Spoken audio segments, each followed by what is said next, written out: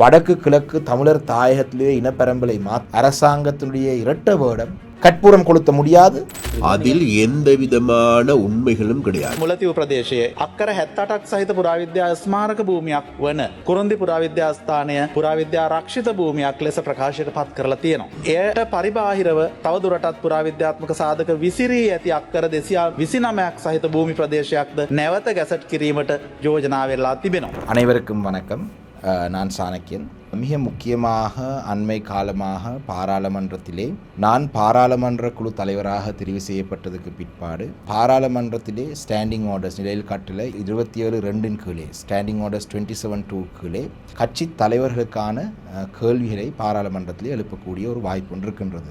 அந்த வகையிலே தொடர்ச்சியாக ஒவ்வொரு வாரமும் பாராளுமன்றத்திலே வடக்கு கிழக்கிலே தமிழர் தாயகத்திலே தமிழ் மக்கள் முகம் கொடுக்கும் ஒரு முக்கியமான ஒரு பிரச்சனை சார்பாக ஒரு கேள்வியும், அதே போல் வடக்கு கிழக்கிலே இருக்கிற மக்களும் நாடு முழுவதும் இருக்கும் மக்களும் முகம் கொடுக்கும் பொருளாதார ரீதியான சிக்கல்கள் தொடர்பான ஒரு கேள்வியும் தொடர்ச்சியாக நான் கேள்விகளை எழுப்பிக் கொண்டு வருகிறேன். அந்த அடிப்படையிலே இந்த கேள்விகள் சம்பந்தமான நான் எழுப்பின கேள்வியும் அதுக்கு அரசாங்கத்தால் தந்த பதில் சம்பந்தமாகவும் ஒரு காணொலி ஒன்றை ஒவ்வொரு வாரமும் பாராளுமன்ற அமர்வுக்கு பிறகு செய்யலாம் என்று நான் தீர்மானித்திருக்கின்றேன். அந்த வகையிலே கடந்த பாராளுமன்ற அமர்வின் பொழுது தொல்பொருள் திணைக்களகம் சம்பந்தமாக நான் எழுப்பிய கேள்வி தொடர்பாக முதலாவது இந்த காணொலியை செய்யலாம் என்று நான் நினைத்திருக்கிறேன்.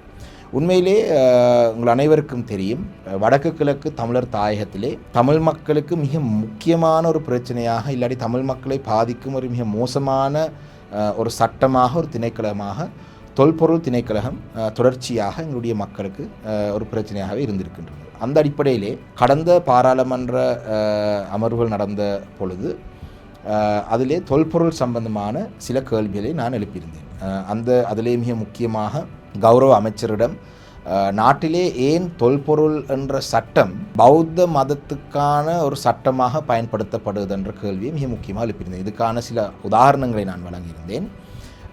குறிப்பாக மட்டக்களப்பு மாவட்டத்திலே தாந்தாமலை என்று அழைக்கப்படுறது ஒரு வரலாறு முக்கியத்துவம் வாய்ந்த பல்லாண்டு காலமாக எங்களுடைய சைவ மத வழிபாடிலே எங்களுடைய மக்கள் ஈடுபட்டு வந்த ஒரு ஆலயம். அந்த ஆலயத்திலே நான் நேரடியாக ஒரு கள விஜயம் ஒன்றை மேற்கொண்டிருந்தேன். அந்த ஆலயத்திலே மிகவும் கஷ்டமான நிலையிலே அந்த ஆலய நிர்வாகம் அந்த ஆலயத்திலே அன்றாட மத வழிபாடில் ஈடுபடுற மக்களுக்கு அந்த மத வழிபாட்டில் ஈடுபடுவதற்கான வாய்ப்புகளை ஏற்படுத்த மிகவும் சிரமத்துக்கு மத்தியிலே செய்கிறார்கள். ஒரு உதாரணமாக அதிலே ஒரு கரண்ட் மீட்டர் பாக்ஸ், அதாவது உங்களுக்கு தெரியும், வீட்டிலே உங்களோட கரண்ட் எடுத்தால் அந்த கரண்ட் ஒரு பெட்டியிலே தான் ஒரு பூட்டப்படும். அந்த கரண்ட் பெட்டி எரிஞ்சிருக்கின்றது. அப்போ அதிலே அந்த கரண்ட் பெட்டி எரிஞ்சிருக்கு. அதை நாங்கள் புதுசாக ஒரு எலக்ட்ரிசிட்டி போர்டுடன் பேசி அரசு திணைக்களகம் அவருடன் பேசி ஒரு புதிய கரண்ட் போர்டு ஒன்றை பூட்டுவதென்று சொன்னால் கூட தொல்பொருள் திணைக்களகத்துடைய அனுமதி இல்லாமல் செய்ய முடியாது என்ற ஒரு சூழல். இப்போ கௌரவ அமைச்சர் அவரிடம் இந்த கேள்வியை நான் முன்வைத்திருந்தேன். இப்போ கௌரவ அமைச்சர் அதுக்கு சொன்ன பதில், தொல்பொருள் அடையாளங்கள் இருக்கிற பல இடங்கள் வடக்கு கிழக்கிலே அளித்திருக்கிறார்கள். அந்த அடிப்படையிலே இவ்வாறான விடயங்களுக்கு நாங்கள் அனுமதி வழங்குவதை ஒரு சரியான முறையிலே தான் நாங்கள் அனுமதி வழங்கலாம் என்று சொல்கிறார். ஆனால் அதே நேரத்திலே மட்டக்களப்பிலே இன்னொரு பிரதேசத்திலே கிரான் பிரதேச செயலகத்திலே நெல்கல்மலை என்ற பிரதேசத்திலே ஒரு விகாரை ஒன்று புதிதாக அமைக்கப்பட்டிருக்கிறது. இதிலே பிரதேச அபிவிருத்தி கூட்டம் மாவட்ட கூட்டங்களை நாங்கள் கேட்ட பொழுது தொல்பொருள் திணைக்களம் சொன்னார்கள், எங்களுக்கு இதை பற்றி தெரியாது, அதிலே இராணுவம் தான் அதை கட்டினது. ஆனால் கௌரவ அமைச்சர் பாராளுமன்றத்திலே நான் எழுப்பிய கேள்விக்கு சொல்கிறார், இல்லை தொல்பொருள் சின்னங்களை பாதுகாக்கிறதுக்காக நாங்கள் அந்த கட்டுமான வேலைகளை எங்களுடைய திணைக்களகம் தான் செய்திருக்கோம். அப்போ இதிலே தமிழ் மக்கள் நீண்ட காலமாக, நூற்றாண்டு காலமாக, இல்லாட்டி 200 ஆண்டு கால, ஆயிரக்கணக்கான ஆண்டுகளாக மத வழிபாட்டில் ஈடுபட்டு வந்த தாந்தாமலை ஆலயத்திலே ஒரு மீட்டர் பெட்டியை மாற்றுவதற்கு இந்த தேசிய மக்கள் சக்தி அரசாங்கத்தால் அனுமதி மறுக்கப்படுது. ஆனால் இதே தேசிய மக்கள் சக்தி அரசாங்கத்திலே அதே மாவட்டத்திலே தமிழர்கள் பெரும்பான்மையாக வாழும் பிரதேசத்திலே எந்த ஒரு சிங்கள குடிமகனும் இல்லாத ஒரு பிரதேசத்திலே ஒரு புதிதாக விகாரம் அமைக்கப்படுது. அப்போ இது மிகவும் ஒரு பாரதூரமான. இது சம்பந்தமாக கௌரவ அமைச்சரிடம் கேள்வி கேட்டபொழுது அவர் வழங்கிய பதில் இதுதான். இரண்டாவது மிக முக்கியமாக நான் கேட்ட கேள்வி, குருந்தூர் மலையிலே முல்லைத்தீவு மாவட்டத்திலே 75 ஏக்கர்கள் தொல்பொருள் என்ற பெயரிலே அந்த ஆலயத்துக்கு சொந்தமான காணிகளை தொல்பொருள் அடையாளங்கள் இருக்குன்னு சொல்லி அவங்களுடைய கட்டுப்பாட்டில் எடுத்திருக்கிறார்கள். அதிலே விவசாயம் செய்ய முடியாது, அந்த ஆலயத்துக்கு ஆலயம் எந்த ஒரு நடவடிக்கையிலும் ஈடுபட முடியாது. அப்போ இது நீங்கள் என்ன இதுக்கான காரணம், இது என்ன செய்கிறீங்கள் என்று கேட்டால் පස්වෙනුව ඔබතුමා විමසනවා කුරුඳු මලයේ නැත්තම් මුලතිව් ප්‍රදේශයේ අක්කර 78ක් සහිත පුරාවිද්‍යා ස්මාරක භූමියක් වන කුරුන්දි පුරාවිද්‍යාස්ථානය පුරාවිද්‍යා රක්ෂිත භූමියක් ලෙස ප්‍රකාශයට පත් කරලා තියෙනවා. அதுக்கு அவர் வழங்கிய பதில் 75 ஏக்கர் மட்டும் இல்லை, இன்னும் 200 ஏக்கர் காணிகளை நாங்கள் தொல்பொருள் திணைக்களத்தால் அடையாளம் இனம் கண்டிருக்கிறோம், அதை நாங்கள் விரைவாக அடையாளப்படுத்துவோம் என்று சொல்கிறார். உங்களுக்கு தெரியும், குருந்தூர் மலை சம்பந்தமாக எங்களுடைய கட்சியை சேர்ந்த எங்களுடைய பொதுச் செயலாளர் அவர்கள் கௌரவ சுமந்திரன் அவர்கள் ஒரு வழக்கு தாக்கல் செய்து அந்த நீதிமன்ற தீர்ப்பை மீறிதான் கடந்த காலத்திலே இருந்த கோட்டாபய ராஜபக்ச அரசாங்கம் அந்த கட்டுமான வேலையில் செய்தார்கள். இப்பொழுது தேசிய மக்கள் சக்தி அரசாங்கத்தின் கீழே இன்னும் காணி சுவீகரிப்பு செய்கிறதுக்கு போகுதுன்னு சொன்னால் தொல்பொருள் திணைக்கழகம் என்ற ஒரு இந்த ஒரு விடயத்தை வைத்து தொல்பொருள் திணைக்கழகம் என்றதை வைத்து கொண்டு தொடர்ந்தும் எங்கட பிரதேசத்தில் இருக்கிற தமிழ் மக்களுடைய நிலங்களை அபகரிப்பு செய்து இந்த அரசாங்கம் முனைகின்றது. அப்போ தொல்பொருள் சட்டம் அனைவருக்கும் பொதுவான சட்டம். கௌரவ அமைச்சர் சொல்கிறார், தொல்பொருள் சின்னங்கள் பாதுகாக்கப்பட வேண்டும், இது எங்களுக்குரியது மட்டுமல்ல, இது ஒட்டுமொத்த இலங்கையிலே வாழும் அனைத்து மக்களுக்கும் சொந்தமான விடயம், இதையெல்லாம் பாதுகாக்கிற நீங்களும் முன்வர வேண்டும் என்று சொன்னாலும் கூட நான் கௌரவ அமைச்சரிடம் கேட்ட கேள்வி, திருகோணமலை கோணேஸ்வரம் ஆலயத்திலே அந்த ஆலய வளாகத்திலே நான் நினைக்கிறேன் அந்த கோட்டை பிரதேசத்திலே சுமார் 400-500 ஏக்கருக்கு மேலதிகமான ஆலயத்துக்கு சொந்தமான காணிகள், அந்த பூங்காவுக்குள் இருக்கிற காணிகள், இவை அனைத்திலேயும் எந்த விதமான வேலை திட்டங்களையும் செய்ய முடியாது என்று கட்டளை போடுற அதே தேசிய மக்கள் சக்தி அரசு எவ்வாறு பெரும்பான்மை சிங்கள சகோதரர்களுக்கு 58 கடைகள், கோணேஸ்வரம் ஆலயத்துக்கு போன எவருக்காக இருந்தாலும் தெரியும், கோணேஸ்வரம் ஆலயத்துக்கு போகிற அந்த வாசலிலே 2 பக்கமும் சரி அந்த போகிற பாதை முழுவதும் சட்டவிரோதமாக கடைகள் கட்டி வியாபாரத்தில் ஈடுபடுறார்கள். ஆனால் என்ன வித்தியாசம்? இதிலே சிங்கள சகோதரர்கள் தான் அந்த வியாபாரத்தில் ஈடுபடுறார்கள். ஆனால் கோணேஸ்வரம் ஆலயத்துக்கு ஒரு மணித்தூண் கட்டுறதுக்கு எத்தனையோ ஆண்டுகளாக, கோணேஸ்வரம் ஆலயமாக இருக்கட்டும், தாந்தாமலை எங்களுடைய ஆலயமாக இருக்கட்டும், குருந்தூர் மலை ஆலயமாக இருக்கட்டும், வெடுக்குநாரி மலையாக இருக்கட்டும், இவை அனைத்தும் நீண்ட கால வரலாறு கொண்ட ஆலயங்கள். இந்த ஆலயங்களிலே ஒரு சின்ன கட்டுமான வேலையை கூட செய்ய விடுறார்கள் இல்லை. சட்டம் அனுமதி எடுக்க வேண்டும், சட்டவிரோதமான செயல்பாடுன்னு சொல்கிறார்கள், கற்பூரம் கொளுத்துவது சட்டவிரோதம் என்று சொல்கிறார்கள். ஆனால் பெரும்பான்மை சமூகத்துக்கு சொந்தமான கடைகள் 58க்கு தொடர்ச்சியாக இந்த அரசாங்கத்தின் காலப்பகுதியிலே அனுமதி வழங்கப்பட்டு அவர்கள் இயங்கி கொண்டு வருகிறார்கள். சரி, இதுக்கு கௌரவ அமைச்சரிடம் கேட்டபோது அவர் சொல்கிறார், இந்த கடைகள் யார் வழங்குறதோ உங்களுக்கு தெரியும். அவர் சொல்கிறார், அது தங்களுடைய அரசாங்க காலப்பகுதி வரும்போது அந்த கடைகள் கட்டப்பட்டதுண்டு. சரி, இப்போ இந்த அரசாங்கம் வந்த பிறகுதான் தாந்தாமலை ஆலயத்திலே ஒரு மீட்டர் பட்டி, சிபிக்கு சொந்தமான மீட்டர் பட்டியை பூட்டுவதற்கு அனுமதி வழங்காத நீங்கள் சட்டம் அனைவருக்கும் சமனாக தொல்பொருள் சட்டம் இயங்குதுன்னா ஏன் அந்த 58 கடைகளை நீங்கள் இன்னும் விட்டு வைத்திருக்கிறீர்கள்? අවසන් වශයෙන් වවුනියා සහ යාපනය ගැන විමසීමක් කරනවා. වන සංරක්ෂණ භූමියක් තුළ පිහිටා ඇති වෙඩක්කුණාර් මලයි පුරාවිද්‍යා ස්ථානය රක්ෂිත භූමියක් ලෙස ප්‍රකාශයට පත් කිරීමට කටයුතු කරමින් පවතිනවා.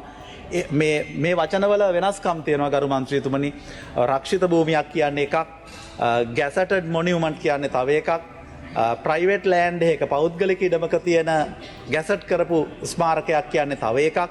මේ අතර සියුම් වෙනස්කම් තියෙනවා. சரி, அதனைத் தொடர்ந்து நாங்கள் வெடுக்குநாரி மலையை பற்றி கேட்ட பொழுது வெடுக்குநாரி மலையிலே கௌரவ அமைச்சர் சொல்கிறார், தங்களுடைய ஆய்வு பணிகளை முன்னெடுத்ததுக்கு பிறகு அந்த வெடுக்குநாரி மலையிலே வவுனியாவிலே அதிலே இருக்கிற சின்னங்கள் இல்லாட்டி அவங்க கண்டெடுக்கப்பட்ட ஆவணங்கள் அனைத்தும் பௌத்த மதத்துக்கு சொந்தமானது. அந்த வகையிலே எதிர்காலத்திலே அந்த வெடுக்குநாரி மலை ஒரு ஆர்கியோலஜி ரிசர்வாக அதை சிங்களத்தில் சொன்னார் புராவித்யா ரக்ஷித்யாக், அதாவது தொல்பொருள் அடையாளங்கள் இருக்கும் ஒரு பிரதேசமாக தாங்கள் பிரகடனம் செய்ய போவதாகவும் வர்த்தமானி மூலம் அறிவிக்கிறதாகவும் தான் அதிலே நாங்கள் எடுத்துக்கொள்ள வேண்டிய விடயம். அப்போ அப்படி நடந்தால் வெடுக்குநாரி மலையிலையும் கூட, வெடுக்குநாரி மலையிலே தற்பொழுது இருக்கின்றது எந்த மத வழிபாடு செய்வதற்கும் தடை செய்யக்கூடாதுன்னு நீதிமன்றத்திலே ஒரு தீர்ப்பு இருக்கின்றது. ஆனால் கௌரவ அமைச்சர் பாராளுமன்றத்திலே சொல்கிறார், கற்பூரம் கொளுத்த முடியாது, மத வழிபாட்டிலே ஈடுபடுவதற்கு இவ்வாறாக தான் செய்வேன். அப்போ நான் கௌரவ அமைச்சர்னு சொன்னேன், எங்களுடைய மக்களுக்கு சைவ சமய வழிபாடுகள் மத வழிபாடுகள் எப்படி ஈடுபட வேணும் நீங்கள் வகுப்படுத்த தேவையில்லை, அது எங்களோட மக்களுக்கு தெரியும். ஆனால் இந்த அரசாங்கம் வந்ததுக்கு பிறகும் இவ்வாறான விடயங்களை வைத்து கொண்டு எங்களுடைய மக்களுக்கு பாரிய நெருக்குவாரங்களை வழங்குகிறார்கள். இப்போ நான் பாராளுமன்ற குழு தலைவராக நான் கடமைகளை ஆரம்பித்ததுக்கு பிறகு ஒவ்வொரு வாரமும் இவ்வாறான கேள்விகளை எழுப்பி வருகின்றேன். இதுக்கு முன்பும் இன்னும் முக்கியமான கேள்விகளை கேட்டிருந்தேன். ஆனால் இன்னும் இந்த கேள்விகளுக்கான தீர்வுகள் அரசாங்கத்தால் வழங்கப்படவில்லை. பலர் என்னிடம் கேட்டார்கள், ஏன் இந்த தேசிய மக்கள் சக்தி அரசாங்கம் வந்தபோது ஏன் சாணக்கியன் அதிகமாக இந்த அரசாங்கத்தை விமர்சிக்கிறார், ஏன் சாணக்கியன் இந்த அரசாங்கத்தினுடைய பல கேள்விகளை கேட்கிறார். நாங்கள் விமர்சிக்கவில்லை. எந்த ஒரு அரசாங்கம் வந்தாலும் அந்த முதலாவது ஆண்டு காலம், அதாவது ஹனிமூன் ஃபேஸ் என்று சொல்லுவார்கள். ஒரு திருமணம் நடந்த பிறகு அந்த திருமணத்திலே, எனக்கு இன்னும் திருமணம் ஆகவில்லை, ஆனால் திருமணம் நடந்த பலர் சொல்லுவார்கள், அந்த முதலாவது ஒரு வருடத்துக்குள்ளே மிக சந்தோஷமாக இருப்பார்கள், பிரச்சனைகள் குறைவாக இருக்கும் என்று. அதே போல தான் அரசாங்கத்துக்கும் அந்த முதலாவது ஆண்டுக்குள்ளே இந்த விடயங்களுக்கான தீர்வுகளை நாங்கள் எட்டாவிட்டால் அதுக்கு பிறகு அரசாங்கத்துக்கு இன்னும் பல சிக்கல்கள் வரும். அந்த நேரத்திலே எங்களுடைய பிரச்சனைகள் பெரிய அளவிலே பிரச்சனையாக தெரியாது, நாட்டில் இருக்கிற ஏனைய பிரச்சனைகள் தான் அவர்களுக்கு தெளிவாக தெரியும். அதனால தான் நாங்கள் அந்த முதலாவது ஒரு வருடம் 1.5 ஆண்டுகளுக்குள்ளே கடுமையான அழுத்தங்களை வழங்கணும். ஆனால் அந்த காலப்பகுதியில் என்ன நடந்தது நீங்கள் பார்த்தீங்கள் என்று சொன்னால், மட்டக்களப்பு மாவட்டத்திலே கடந்த ஒரு சில மாதங்களுக்கு முன்பாக தொல்பொருள் அதிகாரிகள் மட்டக்களப்பு மாவட்டத்திலே வர்த்தமானி மூலம் அறிவிக்கப்படாத புதிய இடங்களை பேர் பலகையிடுவதற்கு தாங்கள் அது தொல்பொருள் திணைக்களத்துக்கு சொந்தமான பிரதேசங்கள் என்று பேர் பலகைகள் போடுவதற்கு வருகை தந்தார்கள். எங்களுடைய கட்சியை சேர்ந்த கௌரவ தவிசாளர்கள், போரதீவு பெற்று பிரதேச சபையுடைய கௌரவ தவிசாளர் மதிமேனன் அவர்கள், வாழச்சேனை கோர்லைப்பற்று தெற்கு பிரதேச சபையினுடைய தவிசாளர் சுதாகரன் அவர்கள், இவருடன் இணைந்து எங்களுடைய மண்முனை தென்னை பெற்று பிரதேச சபையுடைய கௌரவ தவிசாளர் வினோராஜா, இவர்கள் மூவரும் அந்தந்த பிரதேசங்களிலே தொல்பொருள் திணைக்களம் வந்த பொழுது மக்களை திரட்டி கடுமையான எதிர்ப்புகளை செய்துதான் போரதீவு பற்றி அந்த பேர் பலகையை போடாமல் தடுத்தது. எங்களுடைய கோர்லைப்பற்று தெற்கு தவிசாளருடைய பிரதேசத்திலே பிரதேச சபைக்கு எந்த அறிவித்தலும் வழங்காமல் புதிதாக கொண்டு பேர் பலகை போட்டதில் அவருடனடியாக சென்று அந்த பேர் பலகையை பிடுங்கி அவர் எடுத்து சென்றபடினால் இன்று வரைக்கும் மட்டக்களப்பு மாவட்டத்திலே ஒரு சில பிரதேசங்களில் இந்த தொல்பொருள் தொல்லை இன்னும் தொல்பொருள் திணைக்களத்துடைய தொல்லை இன்னும் வரவில்லை. 2021 ஆண்டு 22 ஆண்டு காலப்பகுதியிலே கோட்டாபய ராஜபக்சவுடைய அரசாங்கம் இருந்த பொழுதும் விதுர விக்ரமநாயக்க என்ற தொல்பொருளுக்குரிய அமைச்சர் மட்டக்களப்பு மாவட்டத்துக்கு வருகை தந்த பொழுது I spoken to in parliament. When I කෙනෙක් මට කතා කරලා කිව්වා මේ ඇමතුමා එනවා උගලන් එන්න කියලා. I had respect to say that you call me. You never called me, sir. I spoke to you, sir. I spoke to you about this one. Will you allow me to talk, please? I have been listening to you. Okay. Tell me, sir. මට සිංහලද දෙමළද කියන ප්‍රශ්න නැහැ. අපිටත් නැහැ. හොඳයි. මට මේ ඔක්කොම අපි මොනවා වුණත් නල්ලූර් කෝවිල ඇවිල්ලා ඒක මුළු රටටම අයිති. ඒ වගේ තමයි අනිත් දේවල්. குசலானமலை என்ற பிரதேசம் கரடினாரில் இருக்கிற எங்களுடைய செங்கலடி ஏறாவற்பட்டு இருக்கிற கரடினார் என்ற பிரதேசத்திலே நாங்கள் இதை வர்த்தமானி மூலம் தொல்பொருள் திணைக்களத்துக்கு சொந்தமான இடமாக அறிவித்து நாங்கள் எங்களுடைய நகர்விலை செய்ய போவோம் என்று போனது. நான் நேரடியாக அந்த இடத்துக்கு சென்று எங்களுடைய கௌரவ மாநகர சபை உறுப்பினர் அந்த நேரத்தில் இருந்தவர்கள் எங்களுடைய கட்சி உறுப்பினர் இருந்து நாங்கள் வீதியை மறைத்து அந்த அமைச்சருக்கு அந்த உரிய இடத்துக்கு போகாமல் தடுத்து அவரை நாங்கள் நடையிலே மீண்டும் அனுப்பி இன்று வரைக்கும் குசலானமலையிலே எந்த ஒரு தடையும் இல்லாமல் எங்களுடைய மக்கள் மத வழிபாட்டில் ஈடுபடுறார்கள். ஆனால் வெடுக்குநாரி மலையிலே இனி வருங்காலங்களிலே ஒரு கற்பூரம் கொளுத்தி மத வழிபாட்டில் ஈடுபடக்கூடிய சூழல் இருக்குமா இல்லையான்றது ஒரு பெரிய கேள்விக்குறியாக இருக்கின்றது. குருந்தூர் மலையிலே அதுக்கு அண்மித்த பிரதேசத்திலே குருந்தூர் குளத்திலே எங்களுடைய பாராளுமன்ற உறுப்பினர் வன்னி மாவட்ட பாராளுமன்ற உறுப்பினர் கௌரவ ரவிகரன் அவர்கள் எனக்கு நேரடியாக சொன்னபடியே இந்த குருந்தூர் குளத்திலே இராணுவ பாதுகாப்பு சிவில் பாதுகாப்பு படையினுடைய பாதுகாப்புடன் இணைந்து அந்த பாதுகாப்புடன் பெரும்பான்மை சமூகத்தை சேர்ந்தவர்கள் அதிலே மீன்பிடியில் ஈடுபடுறார். ஆனால் தமிழர்களுக்கு மீன்பிடியில் ஈடுபட முடியாதுன்னு சொல்கிறார். ஆனால் கௌரவ அமைச்சர் அவர்கள் அதை மறுக்கிறார். அப்போ மட்டக்களப்பு மாவட்டத்திலே நாங்கள் மிகவும் கவனமாக அவதானமாக இந்த விடயத்திலே கரிசனையுடன் இருக்கிறபடியினால மட்டக்களப்பு மாவட்டத்திலே இன்று வரைக்கும் நாங்கள் பல இடங்களை நாங்கள் இன்னும் எங்களுடைய மக்களுக்கு மத வழிபாட்டிலேயாவது குறைந்தபட்சம் ஈடுபடக்கூடிய வகையிலே நாங்கள் பாதுகாத்து வைத்திருக்கிறோம். ஆனால் தேசிய மக்கள் சக்தி அரசாங்கத்தின் கீழே இவ்வாறான விடயங்கள் நடைபெறுவது இதுதான் மக்கள் எதிர்பார்த்ததா என்ற கேள்வியை மக்கள் தங்களுக்குள்ளே கேட்க வேண்டும். எங்களுடைய மக்களுக்கு போதைப் பொருளை கட்டுப்படுத்துகிறார்கள், நல்ல விஷயம், வாழ்த்துறோம். பொருளாதாரத்தை கட்டியெழுப்புறது என்று சொல்லி வந்தாலும் கூட இன்று அமெரிக்கன் டாலர் 320 ரூபா வரைக்கும் ரணில் விக்ரமசிங்க அவர்கள் பாரப்படுத்தும் பொழுது 287 இருந்த அமெரிக்கன் டாலர் இன்றைக்கு 320 வரைக்கும் அதிகரித்திருக்கு. இன்று அரசுக்கு எதிராக ஊழல் குற்றச்சாட்டுகள் வந்து கொண்டிருக்கு. இவ்வாறான சூழலில் தமிழ் மக்களுக்கென்றிருக்க விசேடமான இந்த பிரச்சனை தொல்பொருள் போன்ற பிரச்சனைகளுக்கும் கூட அரசாங்கம் தமிழ் மக்கள் எதிர்பார்க்கிற தமிழ் மக்களுடைய அபிலாசைகளை புரிந்து கொண்டு தமிழ் மக்களுடைய எண்ணங்களை புரிந்து கொண்டு சில தீர்வுகளை முன்வைக்க தவறுவார்களாயிருந்தால் தமிழ் மக்கள் அடுத்த கட்டம் என்ன செய்வது? நாங்கள் இந்த பிரச்சனைகள் சம்பந்தமாக மக்களை நாங்கள் ஒன்று திரட்டி எங்களுடைய மக்களுடைய அபிலாசைகள் இதுதான் என்றதை இனி வரும் காலங்களில் நாங்கள் வெளிப்படுத்துவதற்கான பல நடவடிக்கைகள் எடுக்க வேண்டிய தேவை இருக்கின்றது. இறுதியாக இன்னொரு விடயத்தை சொல்கின்றேன். யாழ்ப்பாணத்திலே தையிட்டி விகாரை, தையிட்டியிலே தனியாருக்கு சொந்தமான காணிலே ஒரு விகாரை அமைத்திருக்கிறார்கள். ஆனால் திருகோணமலையிலே 38 கிலோமீட்டர் தூரத்துக்குள்ளே குச்சவெளி என்ற பிரதேச செயலாளர் பிரிவில் 42 புதிய விகாரைகளை உருவாக்கியிருக்கிறார்கள். அது இந்த அரசாங்கத்தின் காலப்பகுதியில் நடந்து கொண்டிருக்கு. 500க்கும் குறைவான சிங்கள மக்கள் வாழும் ஒரு பிரதேச செயலகத்திலே 38 கிலோமீட்டருக்குள்ளே 42 விகாரைகள் கட்டப்படுகின்றது. எந்த ஒரு அனுமதியும் எடுத்ததான்னு சொன்னால் கௌரவ அமைச்சர் சொல்கிறார், இதெல்லாம் நீண்ட காலமாக எத்தனையோ வரலாறு கொண்ட பௌத்த விகாரைகள். ஆனால் பௌத்த விகார கட்டுறதா இருந்தால் அனுமதியும் தேவையில்லை, காணி உரிமையும் தேவையில்லை, தொல்பொருள் சட்டங்களும் அதுக்கு பெரிதாக பாதிக்கப்படுறதாக தெரியவில்லை, பயன்படுத்தப்படுறதாக தெரியவில்லை. ஆனால் சைவ மத வழிபாட்டில் ஈடுபடுற மக்களை தடை செய்வதற்கும் அவருடைய மத ரீதியான மத வழிபாட்டில் ஈடுபடுற சுதந்திரமும் மறுக்கப்படுகின்றது. இது வெறுமனே எங்களுடைய மத வழிபாட்டில் ஈடுபடுவதற்கான தடையோ இல்லாட்டி மத ரீதியான சுதந்திரத்தை மறுக்கிறதோ அல்ல. வடக்கு கிழக்கு தமிழர் தாயகத்திலே இனப்பெரம்பலை மாற்றி வடக்கு கிழக்கு தமிழர் தாயகம் என்ற அந்த கோட்பாடை மாற்றி வடக்கு கிழக்கிலே பெரும்பான்மை சமூகத்தை குடியேற்றி வடக்கு கிழக்கிலே பெரும்பான்மை சமூகத்துடைய பிரதிநிதியை உருவாக்கி தங்களுடைய எத்தனையோ, அதாவது இந்த இலங்கை நாடு சுதந்திரம் கிடைத்ததாக சொல்லப்படுற 48ஆம் ஆண்டில் இருந்து ஆரம்பிக்கப்பட்ட வடக்கு கிழக்கு தமிழ் மக்களுடைய தாயகம், தமிழ் மக்களுக்கு ஒரு அரசியல் அமைப்பு இதனூடாக கிடைக்க வேண்டும் என்ற அந்த கோட்பாடை முழுமையாக இல்லாமல் செய்வதற்கு இந்த தேசிய மக்கள் சக்தி அரசாங்கமும் அதே பாதையிலே டிஎஸ் நாயக்கா ஆரம்பித்து வைத்து ஜேஆர் ஜெயவர்தன, சிறிமாவ பண்டாரநாயக்க, எஸ்டபிள்யூஆர்டி பண்டாரநாயக்க போன்றவர்கள் அதை வளர்த்து மஹிந்த ராஜபக்ச, கோட்டாபய ராஜபக்ச போன்றவருடைய காலத்தில் அது அதிஉச்ச கட்டத்தை அடைந்த அந்த விடயத்தை மாற்றி அமைக்காமல் அதே பாதையிலே தேசிய மக்கள் சக்தி அரசாங்கம் போவதென்றது ஒரு மனவேதனைக்குரிய விடயம். இதை கட்டுப்படுத்துவதற்கு, இதை தடுப்பதற்கு, இதுக்கு எதிரான நடவடிக்கையிலே எங்களுடைய மக்கள் நாங்கள் அனைவரும் ஒன்று சேர்ந்தால் மாத்திரம்தான் எங்களுடைய தாயக பிரதேசத்தில் எங்களுடைய இருப்பை நாங்கள் தக்க வச்சு கொள்ளலாம். இதிலே இந்த தொல்பொருள் சம்பந்தமான இன்னொரு முக்கியமான விடயம், நான் பாராளுமன்றத்திலே கௌரவ அமைச்சருடன் கேள்வி எழுப்பியதுக்கு பிறகு அமைச்சர் சொன்ன பதிலை எங்களுடைய மக்கள் ஏற்றுக்கொள்ளவில்லை. இது செய்தியிலே பரவலாக அனைத்து செய்திகளிலே வந்த செய்தி என்னென்னு சொன்னால், தொல்பொருள் அமைச்சர் சொன்ன கருத்துகளால் வடுக்குநாரிமலை சம்பந்தமாக பல தொல்பொருள் சின்னங்கள் இருக்கிற இடங்கள் சம்பந்தமாக கௌரவ அமைச்சர் சொன்ன கருத்து எங்களுடைய மக்கள் மத்தியிலே ஒரு சர்ச்சையாக மாறினது, ஒரு பேசும் பொருளாக மாறினது.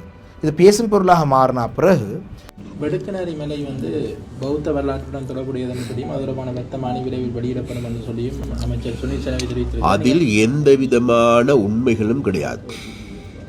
அதாவது ஒரு சில அந்த தோல்வியடைந்த அரசியல்வாதிகள் அந்த சுத்துமாத்தினுடைய சூத்திரத்தை கையாளுகின்ற நபராக இருக்கின்ற வடக்கில் இருந்து கொண்டு தேசிய மக்கள் சக்தியிலே வடக்கு கிழக்கிலே இருக்கும் ஒரே ஒரு அமைச்சர் ராமலிங்கம் சந்திரசேகரன் அவர்கள் தேசிய பட்டியலை தெரிவு செய்ய வந்தவர். மக்களோட வாக்களை தெரிவு செய்யப்பட்டு வரவில்லை. ஆனால் அவர் தான் வடக்கு மாகாணத்துக்கும் கிழக்கு மாகாணத்துக்கும் ஒரு அமைச்சராக இருக்கிறார். அவர் யாழ்ப்பாணத்தில் ஒரு ஊடக சந்திப்பை நடத்தி முற்றும் முழுதான ஒரு பொய் ஒன்றே சொல்லியிருந்தார். அந்த பொய் என்னவென்று சொன்னால், தொல்பொருள் அமைச்சர் சொன்ன விடயங்கள் எல்லாம் சொல்லவில்லை என்ற ஒரு பொய்யை அவர் அந்த இடத்திலே சொன்னார்.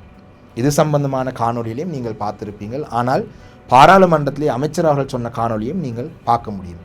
அந்த வகையிலே இந்த தொல்பொருள் சம்பந்தமான விஷயம், அரசாங்கத்தினுடைய இரட்ட வேடம், இந்த அமைச்சருடைய செயல்பாடும் பாராளுமன்றத்திலே அமைச்சர் வழங்கிய பதிலும் இரண்டையும் வைத்து பார்த்தால் மிக தெளிவாக தெரியும் என்றதையும் சொல்லுவோம்.